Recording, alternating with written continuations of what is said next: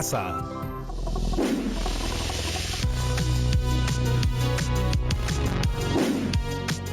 Bienvenidas y bienvenidos a una nueva semana de Aprendo en Casa. Cuando estuvimos hablando de bienestar emocional, me di cuenta de que los lunes se me hacen mucho más fáciles si separo un ratito en mi agenda para jugar y distraerme. Así que he instalado una costumbre de juego. Aquí estoy con Rodrigo y Tocino, jugando verdad o castigo. Acompáñennos. Hola chicas y chicos de segundo de secundaria. Hola, yo quiero empezar. Yanira, ¿verdad o castigo? Castigo. A 5 polichinelas. 1, 2, 3, 4 y 5. Ahora yo. Tocino, ¿verdad o castigo? Yo no le temo a la verdad. ¿Es cierto que duermes con la luz prendida? ¡Oh, Rodrigo! ¡Me traicionaste! Ay, lo siento, amigo, pero es que está mal. Por tu culpa nos llega una cuenta de la luz altísima.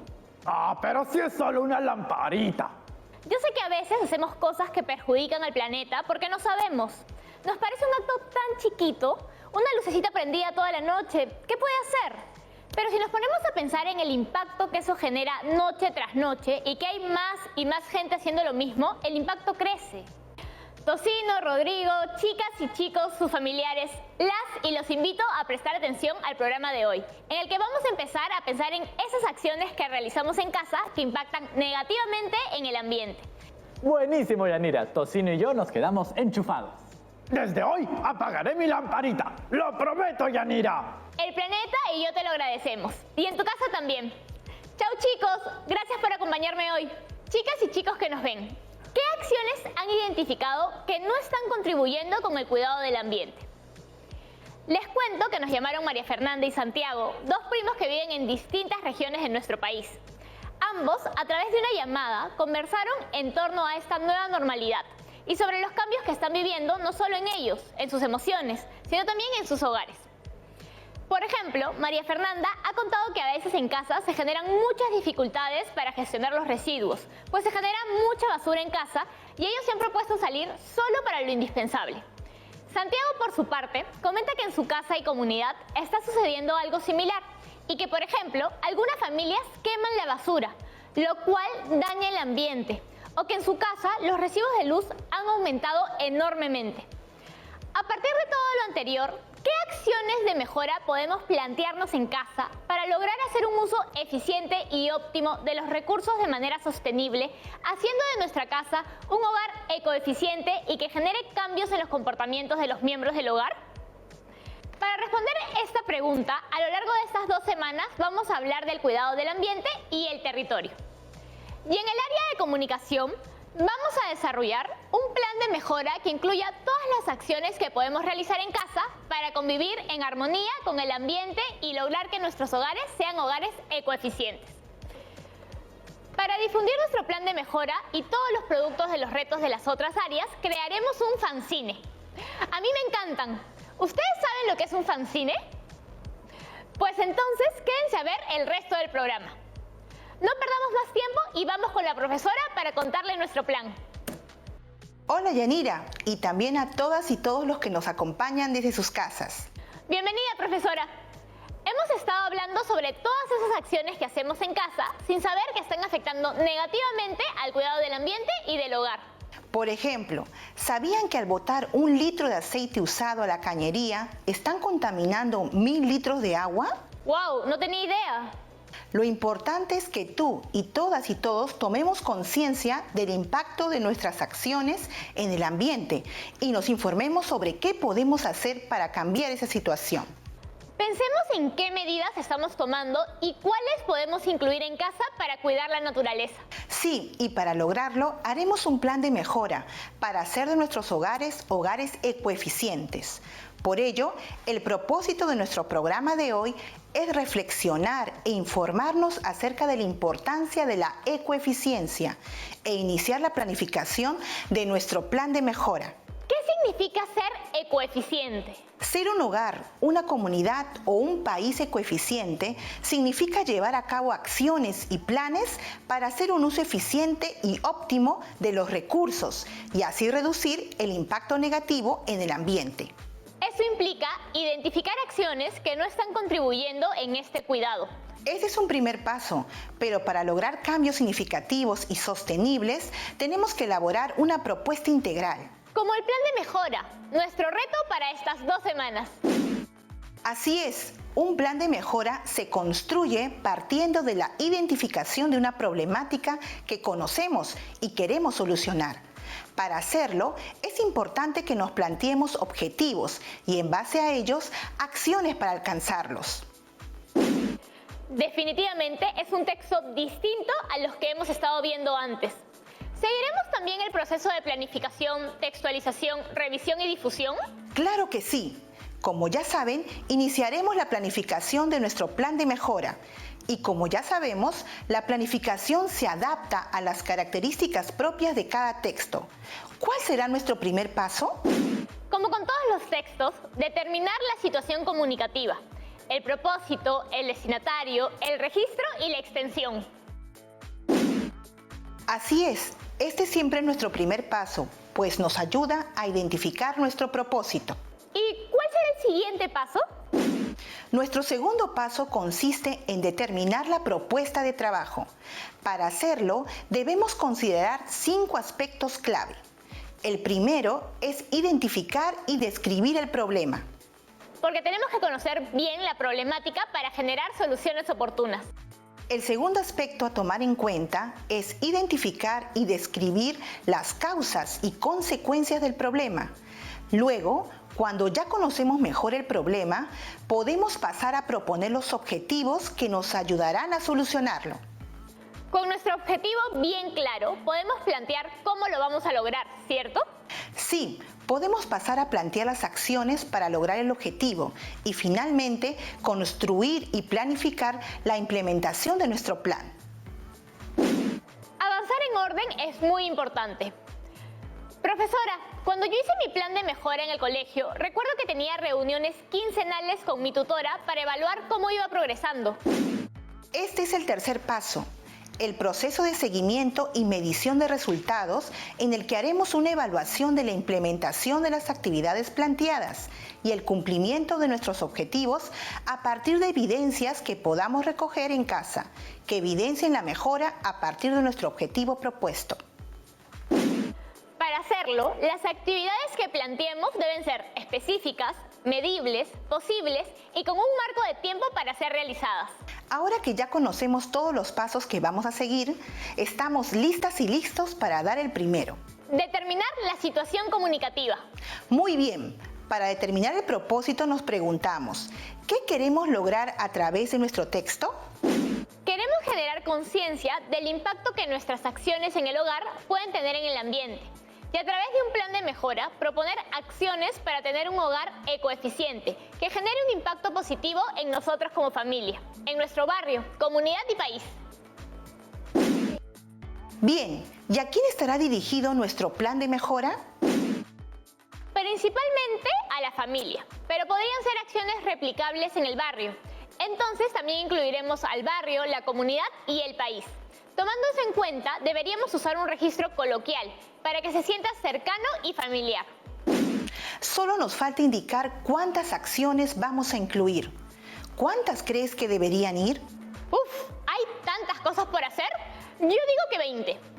Recuerda que dijimos que para poder hacer un buen seguimiento debemos elegir acciones específicas y que podamos realizar en un determinado espacio de tiempo. Cierto, 20 es mucho. 4 estaría mejor. Recuerden que cumplirán este reto en casa y determinarán las acciones en función a la realidad de su hogar y el problema que detecten. Ahora podemos pasar al planteamiento de nuestra propuesta de trabajo, en el que tenemos que considerar varios puntos clave. El primero es identificar y describir el problema. Lo primero que tenemos que hacer es mencionar el problema y luego tratar de describirlo desde nuestro contexto más cercano. Como nuestro destinatario van a ser nuestros familiares, sugiero que lo hagan pensando en su hogar. Aprovechemos una brevísima pausa para ir pensando cuál es el problema al que nos enfrentaremos y cómo lo describiremos. No cambien de canal, que ya volvemos para seguir planificando nuestro plan de mejora. ¡Ya volvemos!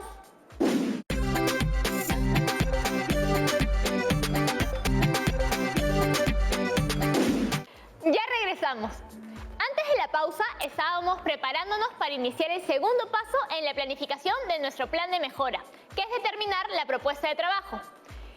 Y para ello, el primer aspecto a abordar es identificar y describir el problema. En este punto debemos profundizar un poquito más en torno a la problemática, que de acuerdo a lo que hemos venido reflexionando, gira en torno a aquellas acciones que tenemos en casa y que perjudican en el ambiente y en el hogar. Sí, pensando en eso y para profundizar un poco más en el proceso de investigación que debemos hacer, invité a Pamela Bravo. Ella es subgerenta de Estrategia Ambiental y Cambio Climático de la Municipalidad de Lima, para que nos cuente un poco más sobre los hogares ecoeficientes. Tomen nota de las preguntas y sus respuestas, porque les servirán para cumplir el reto. Hola chicas y chicos, soy Pamela Bravo, soy ingeniera ambiental y he venido a hablarles de los hogares ecoeficientes. ¿Qué es un hogar ecoeficiente y cuáles son sus características? Un hogar ecoeficiente es aquel donde se realizan buenas prácticas ambientales. Se es responsable con el uso de la energía, el uso del agua y además se manejan adecuadamente los recursos. ¿Por qué es importante tener un hogar ecoeficiente en este contexto de pandemia y en general? En este contexto de pandemia debido al COVID-19 es importante tener un hogar ecoeficiente porque muchas de nuestras actividades se han trasladado a nuestros hogares. Hoy en día muchos de nosotros estamos estudiando o trabajando desde casa. Entonces es importante ser responsable con el uso de la energía, del agua, de la generación de residuos y el uso en general de todos los recursos en el hogar, porque ahora estamos gastando mucho más en nuestras casas.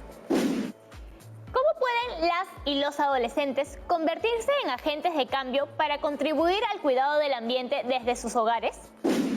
Las y los adolescentes pueden convertirse en agentes de cambio desde sus hogares compartiendo la importancia de realizar buenas prácticas ambientales con su familia y con su comunidad. Por ejemplo, en cuanto a energía, la importancia de apagar las luces de los espacios en los cuales no estamos, la importancia de desenchufar los artefactos eléctricos y electrónicos que no estamos utilizando. También, por ejemplo, la importancia de reemplazar las luminarias de nuestra casa por luminarias ahorradoras o LED. En cuanto al agua, por ejemplo, qué importante es reemplazar la grifería de nuestro hogar por grifería más eficiente en el uso del recurso agua, tan importante para la ciudad y para el país. Y además el aceite, por ejemplo, que utilizamos en la preparación de los alimentos del día a día. Qué importante es no verter este aceite por el fregadero del hogar, ya que finalmente esto llega al mar, contaminando y afectando el ecosistema acuático. ¿Qué impacto tienen nuestras acciones en el ambiente? Todas las acciones que desarrollamos todos los días generan impactos sobre el ambiente, positivos o negativos. Todos los días generamos residuos, todos los días utilizamos agua, todos los días utilizamos energía. Todo esto genera gases de efecto invernadero, lo que es el causante del cambio climático, de lo cual ya vemos sus efectos, por ejemplo, en el recrudecimiento de los desastres naturales que afectan la ciudad durante el fenómeno del Niño cada año. También es un dato importante a considerar que de acuerdo a la organización WWF, el 1 de agosto de este año ya nos hemos consumido todos los recursos que la Tierra podía producir para nosotros para todo el año. Es decir, que ya estamos en un déficit. Es importante que tomemos conciencia y tengamos esta información presente para que analicemos nuestras acciones y seamos todos consumidores responsables e implementemos acciones ecoeficientes verdaderas en nuestros hogares. Chicas y chicos, espero que toda esta información les haya servido y puedan implementar acciones ecoeficientes en cada uno de sus hogares. Nos vemos. Qué interesante y qué motivador todo lo que Pamela nos ha contado. Seguramente, al tomar apuntes, han identificado ideas fuerza. Por ejemplo, yo, a partir de todo lo que ha dicho, pude apuntar que todas y todos podemos ser agentes de cambio en nuestras casas, en nuestra comunidad o, si pensamos en grande, en nuestro país. Y además, todas nuestras acciones cuentan. Así que los invitamos a trasladar todo lo que estamos aprendiendo a sus familias para que conozcan la importancia de tener hogares ecoeficientes. Pues además de pensar en un cambio de acciones, es importante generar un cambio en nuestros comportamientos. Ahora que cuentan con más nociones y sustento sobre lo que significa tener un hogar ecoeficiente, ¿cómo podemos definir el problema que estamos abordando? El problema sería el impacto negativo en el ambiente debido a las acciones que realizamos en casa, en el barrio o la comunidad durante el contexto de la pandemia por el COVID-19. Bien, ¿y cómo describirían esa problemática? Piensen en qué es lo que sucede y quiénes se ven afectados. Debido al contexto de distanciamiento social por el COVID-19, hay un incremento en el gasto y una mala gestión de los recursos del hogar, como en el consumo de la luz y el agua. Esto tiene un impacto, además de en el hogar, en el cuidado de la comunidad, del barrio y del país. Asimismo, impacta en la economía familiar. Por lo tanto, se requiere un cambio en los comportamientos de todos los miembros de la familia, con el objetivo de cuidarnos durante este contexto, mejorar y optimizar la gestión de los recursos. Así, contribuiremos positivamente en el ambiente y la economía familiar de manera sostenible. Ahora que ya identificamos y describimos el problema, debemos hacer lo mismo con las causas y consecuencias de este problema. Para eso nos va a ser muy útil la información que ha compartido Pamela hoy. Profesora, ¿por qué es importante identificar las causas y consecuencias de nuestro problema? Porque en base a este análisis podremos plantear nuestros objetivos. Por ejemplo, si la principal causa es la desinformación, podríamos hacer una campaña informativa. En cambio, si la principal causa es la falta de conciencia del impacto de nuestras acciones, podríamos hacer una campaña que invite a la reflexión. ¿Ya vieron lo importante que es que sigamos todos los pasos y en orden? Es verdad, Yanira, que debemos seguir cada uno de los pasos establecidos en la planificación. Pero también no olvidemos que hay un paso que lo iremos realizando a lo largo de todo el proceso de planificación e incluso de textualización. Y es el proceso en el que nos informamos y aprendemos más del tema que estamos abordando. Esto es importante porque a medida que planifiquemos, nos iremos dando cuenta de qué información necesitamos para construir un plan más potente. Así es, profesora. Tanto para comunicarnos oralmente como a través de un texto escrito, la lectura es necesaria. Gracias a ella, sustentamos nuestras propias ideas, podemos tener argumentos más sólidos y coherentes. Ahora, ¿cómo vamos a plantear las causas y las consecuencias de nuestro problema? Podemos valernos de una herramienta que nos ayuda a plantear problemáticas de una forma más visual y concreta: el árbol de problemas. Para completarlo, tengamos en cuenta que en el tronco va la definición de nuestro problema. En las raíces ponemos las causas, porque son las que los han originado. Y en las ramas, las consecuencias, que representan lo que el problema ha producido.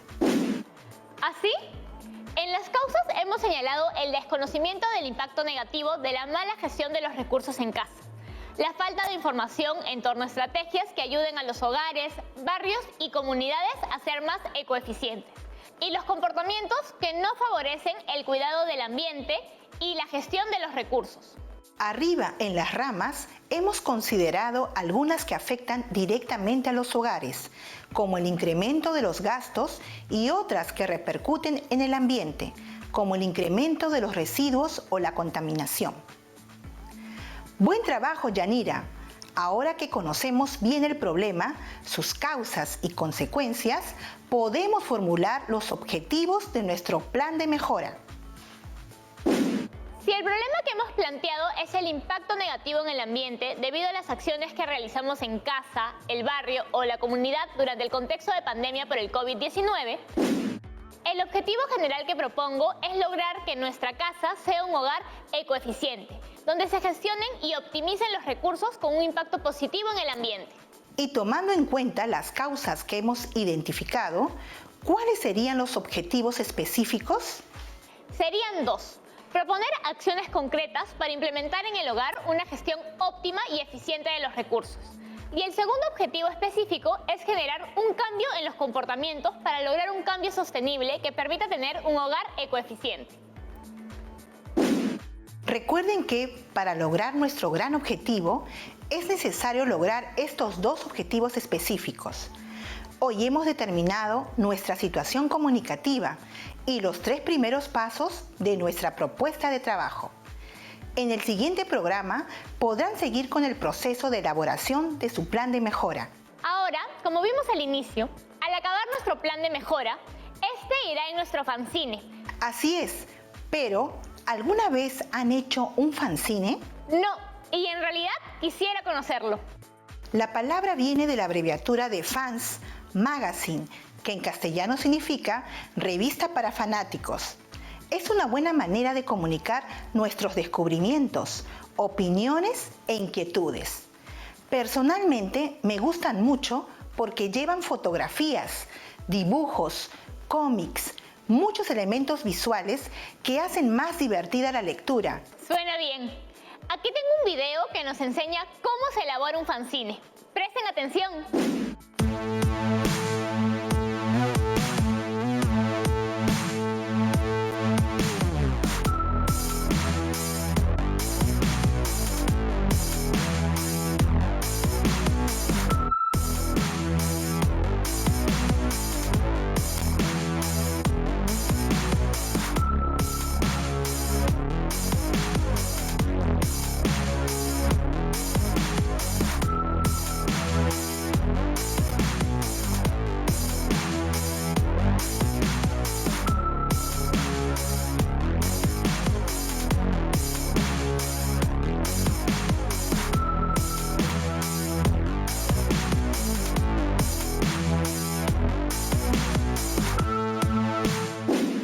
Como vimos en el video, para elaborar un fanzine debemos seguir 4 pasos. Primero, planificar el contenido, que es el planteamiento de la situación comunicativa que hacemos siempre, en el que definiremos nuestro propósito, destinatario, registro y extensión. Recuerden que este fanzine será para todas las áreas y el objetivo común es que podamos plantear una reflexión a partir de la convivencia en el hogar para poder solucionar ciertos conflictos sociales, ambientales o territoriales. El segundo paso es elegir el formato más adecuado y el tercero, elaborar los diseños de cada carilla. Aquí pueden darle rienda suelta a toda su creatividad. Para el soporte pueden usar los materiales que tengan a la mano y también reciclados. Pueden hacer los dibujos y las letras con plumones de colores, lapicero, témperas o hasta usando recortes de revistas y periódicos. Otra idea es que recorten letras de revistas para armar sus textos. O si quieren, pueden hacerlo digitalmente. Finalmente, colocaremos nuestros diseños en las páginas. Pero antes de hacer todo esto, debemos determinar qué secciones tendrá nuestro fanzine. Recuerden que cada área debe tener una sección. Para ello, en cada curso les van a mencionar el título de su sección y el producto que elaborarán. Por ejemplo, en el caso de comunicación, nuestra sección se puede llamar Proponemos acciones en un plan de mejora para lograr tener hogares ecoeficientes. Y el producto que incluiremos es nuestro plan de mejora que terminaremos la próxima semana. Pero, ¿qué otra sección deberíamos incluir? Uno al comienzo con la presentación y otro al final con nuestras conclusiones. Vayan pensando qué materiales tienen y cómo les gustaría que sea su diseño para que lleguen con una idea más clara de lo que quieren. Ahora vamos con el bloque de preguntas.